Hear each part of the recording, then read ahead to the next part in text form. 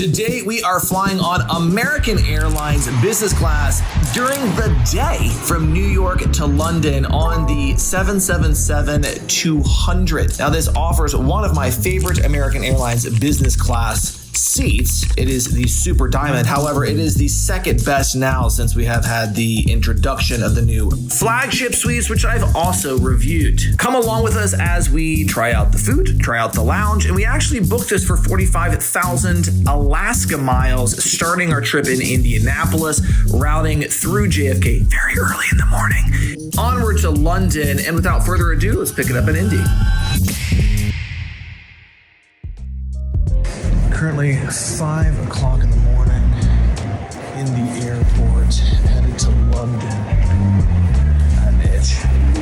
Through JFK, day flight. Come along. After a quick hour-and-a-half flight from Indianapolis to JFK, we decided to visit the Greenwich Lounge. There are 2 other lounges in the terminal that are accessible if you're flying in first class or if you have One World Emerald status. That'd be Soho and Chelsea. We are flying in business class, so we had access to this Greenwich Lounge. There are different sections to this lounge. You can see that there's buffet dining. There's a lot of different workstations. It's a very nice flagship lounge. It's actually right above Bobby Van's, which is a priority pass. If you still have one of the priority pass memberships that offers dining access, you can see here there's the bridge, there's a tasting room, buffet dining. It is very nice. Now, I combined footage. You'll see some of the outside footage is dark and some of it's actually light. I flew this a few months prior to this flight with my wife when parts of the lounge were actually open. As you can see, the tasting room was open then. When I was in that very early morning, it was not.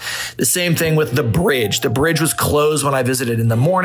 It was open when I visited at night, but I wanted you guys to see it.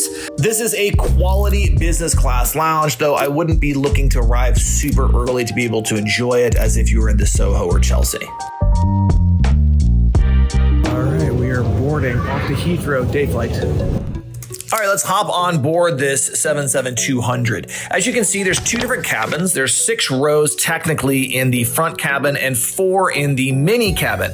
Now, there's only 1 seat in the 6th row in the forward cabin, which I chose. It's on the window. Now, it's really close to the galley. I like it because it's much easier for filming. I'm going to disturb fewer people, but you might find it noisy since it's close to the galley.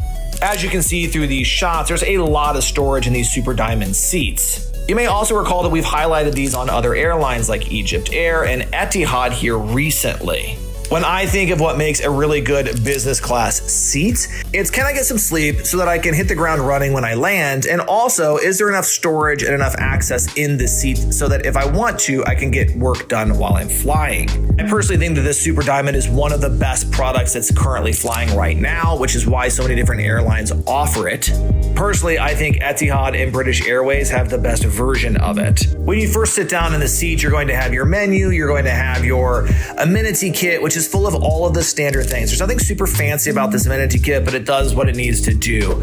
As you can see here, the IFE is good size. It's actually about the same size, maybe even bigger than what's offered on the new flagship suites, which was shocking to me when I actually flew it here recently.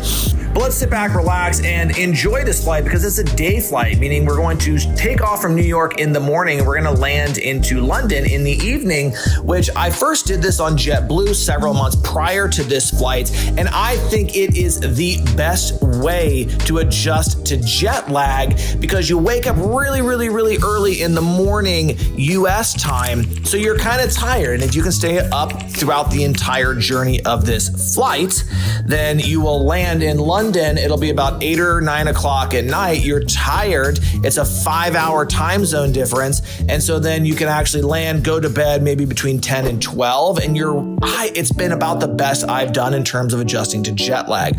All right, now we're up in the air. Let's check out the bathroom. It's the airplane lavatory. And as you can see, they have nothing stocked in here. It's one of the things that I think that the American carriers really fail compared to the international carriers. There's no in-bathroom amenities. Now, I'm relating this to having a shaving kit, having toothbrush and toothpaste in there, having other sort of lotions and potions. Let's sit down. We're going to hop into the meal section. In-flight dining, I was pleasantly surprised by this. Now, it doesn't really look that fantastic when you're just seeing it. It tasted very good.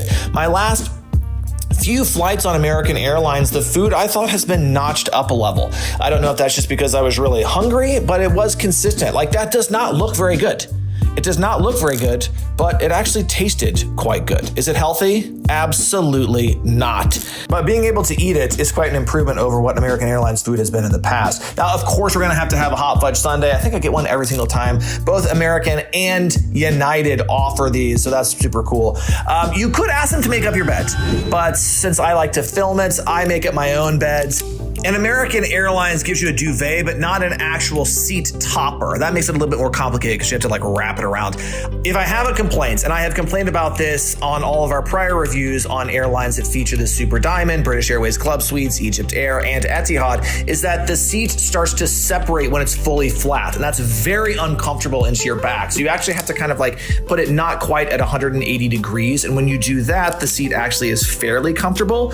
One thing I do like is that there are vents right above your seats, and you can access all of that storage. It's private. You don't have to worry about people stealing it. Now, I wasn't going to sleep on this flight because it's a day flight, remember? So I went and checked out, well, what do they have for food and snacks and everything else? Now, this is obviously time delayed. I didn't just finish my meal, but they had a decent selection of stuff to eat. Pop back into the cabin. They make it very, very dark. So if you are looking to sleep on this flight, which I would highly recommend, if it's a day flight, you do not sleep. And instead, you get some snacks, you lay back, you either work, you either eat some more, and you just watch the movies and do whatever you can to stay up. It will help you the most with jet lag if you can just stay up and then sleep when you land, which we're about to do, which is why American Airlines takes your really nice headphones, they collect them, and they give you this secondary pair, which is not quite as nice, but then you can actually listen to things until you land, which I just find to be weird because it's like, hey, we don't trust you to steal these, but whatever.